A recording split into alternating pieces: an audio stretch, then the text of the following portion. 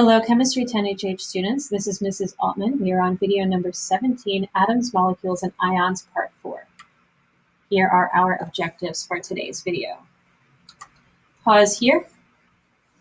So we're going to be talking about different types of compounds and how we name them in the next couple of videos. So they're going to have different naming systems depending on the type of bonding. So it's important that we understand what these different types of bonding are.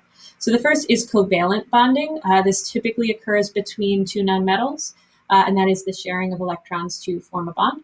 Whereas ionic bonding, and I thought to put quotes around bonding, I chose not to, but I could have left quotes around bonding because it's technically not bonding, is the donation of electrons from one atom to another atom, and those pulls the two ions together. It's not technically bonding because there's no what's called constructive interference of orbitals, which I'll talk about in class. It's not super important, but it's something that I find to be interesting. But technically, ionic bonding is not bonding.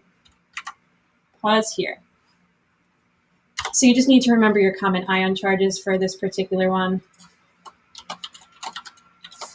Magnesium tends to form 2+, fluorine and chlorine tend to form -1.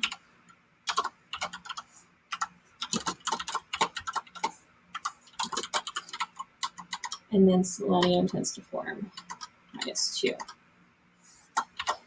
So you see that I'm doing 2+, 3+, 2-. If you do it the other way around, it's completely fine.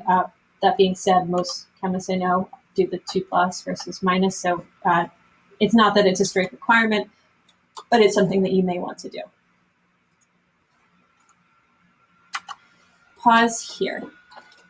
So we're going to be talking about type 1, type 2, type 3, and acids during this chapter. For right now, we're just focusing on type 1 binary compounds. Something is binary if it consists of two types of atoms or two types of ions. Type 1 compounds, they contain a cation for groups 1, 2, or 3, and any anion. The cation is named first, and it's the same as the atom. So, for example, sodium chloride is the name of something that's type 1 binary, so just sodium. And then for the suffix of the anion is changed to "ide." So it's not sodium chloride, it's sodium chloride. Pause here. I'll work through these. So this is sodium sulfide. The fact that there's a 2 by the sodium doesn't affect it. Got potassium chloride, calcium fluoride, and aluminum oxide.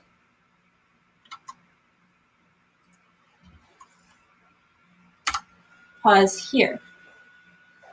So then we have type 2 binary compounds. So this contains a transition metal, meaning that this is something from the D block, or F block technically, but really just the D block.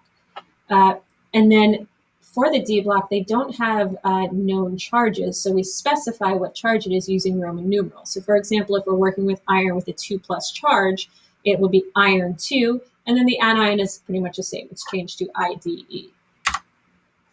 Pause here. So for this, I first have to determine what the charge is. So I've got FeCl3.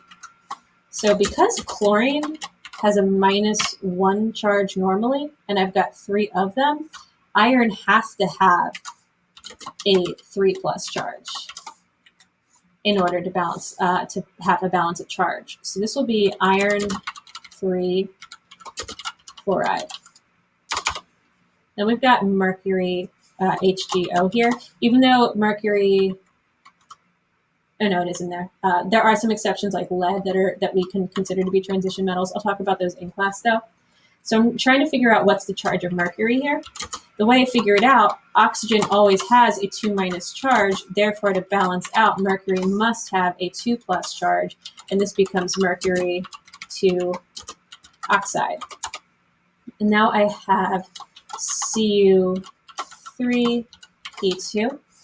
Right, so phosphorus will take on a -3 charge, and I've got 2 of them. So, and that means I have an overall negative charge of -6. I've got 3 coppers, so each one must have a charge of 2+ to be balanced. So this becomes copper 2 phosphide. Pause here. So all you're doing here is making sure that you've got just as many positive charges as you have negative charges. So if sodium nitride, nitride has a charge of -3, so I need to have 3 sodiums to balance it out. So I get Na3N. So I've got iron with a charge of +3 and a chlorine with a charge of -1. So I need to have 3 chlorines to balance it out. Magnesium oxide. So I've got a charge of +2 from the magnesium, a charge of -2 from the oxide. So I just have a 1-to-1 ratio, MgO. And then I've got manganese that has a charge of +4, oxygen that has a charge of -2. So I need twice as many oxygens as I need manganese. So I have MnO2. If you originally got Mn2O4, you would need to simplify that to MnO2. So if you can simplify things that are type 1 and type 3, it is obligatory to simplify. Thank you so much for watching and have a good night.